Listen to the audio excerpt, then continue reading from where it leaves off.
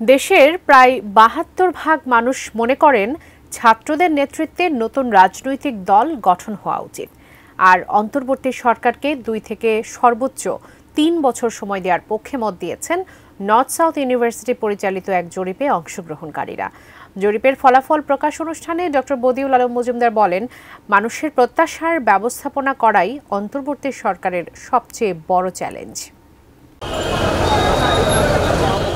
দেশের 8 বিভাগের 17 জেলায় মোট 1869 জনের উপর একটি জাতীয় জনপ্রতিনিধিত্বমূলক জরিপ চালিয়েছে নর্থ সাউথ ইউনিভার্সিটির south Asian institute of policy and governance SIPG। 9 থেকে 19 সেপ্টেম্বর 10 দিনে পরিচালিত এই জরিপে অংশ নেন বিভিন্ন বয়স, ধর্ম ও শ্রেণীর মানুষ। বুধবার জাতীয় প্রেসক্লাবে প্রকাশিত এই জরিপের ফলাফলে উঠে আসে 97% মানুষ অন্তর্বর্তী সরকারের প্রতি আস্থা প্রকাশ করেছে, আর পুলিশের প্রতি আস্থা সবচেয়ে কম 11%।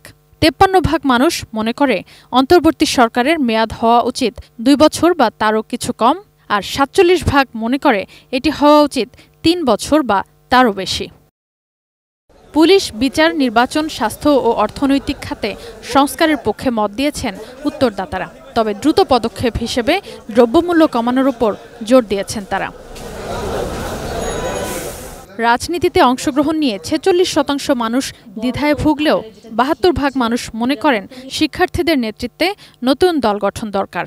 একই সাথে সংবিধানে বড় আকারের পরিবর্তনেও সায় দিয়েছেন জরিপে অংশগ্রহণকারীরা। এই জিনিস নিয়ে আমাদের এখন আলোচনা এবং ডিবেট হওয়া উচিত। সংস্কারের কোন জায়গাগুলো আমাদের ধরে নিতে হবে। 65% পর্যন্ত বিদ্যুৎ বিল সাশ্রয় করে আপনাকে রাখে প্রশান্তিতে। ওয়ালটন ফ্যান হাওয়া বদলে দেয়। অনুষ্ঠানের প্রধান অতিথি ডক্টর বদিউল আলম মজুমদার বলেন, মানুষের আস্থা ও আকাশচুম্বী প্রত্যাশা পূরণে সচেষ্ট থাকতে হবে অন্তর্বর্তী সরকারকে। এক্সপেকটেশনটা ম্যানেজ করাই কিন্তু এই সরকারের জন্য যে সবচেয়ে বড় চ্যালেঞ্জ আমি মনে করি।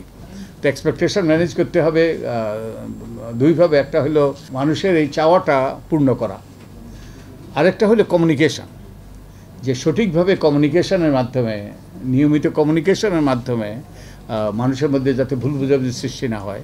তিনি মন্তব্য করেন, রাজনৈতিক সংস্কৃতিতে পরিবর্তন না আনতে পারলে সুষ্ঠু নির্বাচন আয়োজন পণ্ডশ্রম হবে।